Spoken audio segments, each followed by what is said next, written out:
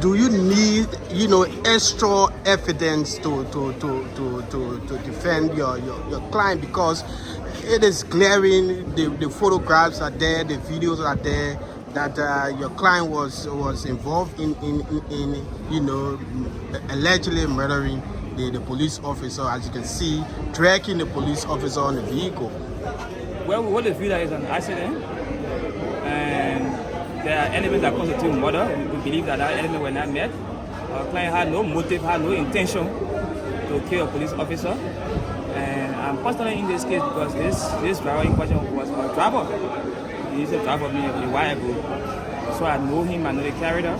Besides, from our own review and the comments he made, I do not see any element of murder. But they are charging for murder. That's part of the reason why we requested for a preliminary examination, so that it still can produce evidence that constitutes murder. So, what did the client say when you first spoke to him following this incident?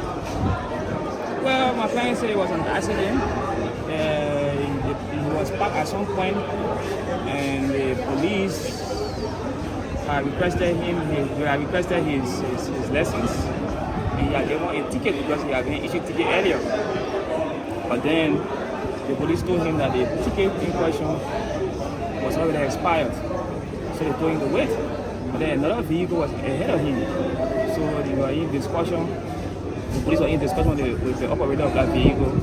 And along the way, I think the police allowed the vehicle to leave. So it created that lane. So he was about to leave when the officer jumped in from him. That's the narrative, right? That's the side of the story he gave us. And so he said to his surprise, he heard the people in the back of the taxi yelling, and he got confused. And he didn't know what was happening at that point. But he had no intention, he had no malice for the police officer.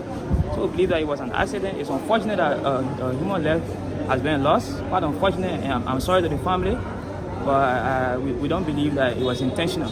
Because to charge somebody for murder, the person must intentionally kill the person, must have motives. They must have premeditated, the killing of another human being. And we believe that those elements were not met. Lastly, from our end, now that you are going against state security with the way the police are raided over time, bringing him to the court, do you think the court will be partial in that judgment? Well, I know the court should be an impartial referee, and I believe consistent with law, the court will apply the law. And I just requested for a preliminary examination, and the court granted it. So I believe the court is proceeding consistent with law. So Army Warriors as speculated on that night there was a huge argument between your client and the late officer Mikey Brazier, which led to what happened on that night. Did your client admit to an argument between you and the late officer on that night? No. There was no other occasion as such. There was no other occasion between the two.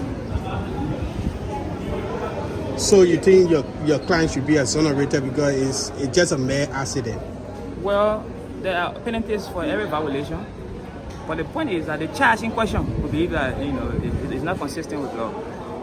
The charging for murder, that's a high grade. We don't believe the what happened constituted murder. Thank you.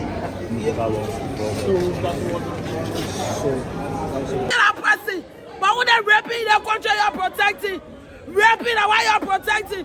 You continue to protect raping, and you're not protect killing. When somebody kill, now you're ready to kill a person.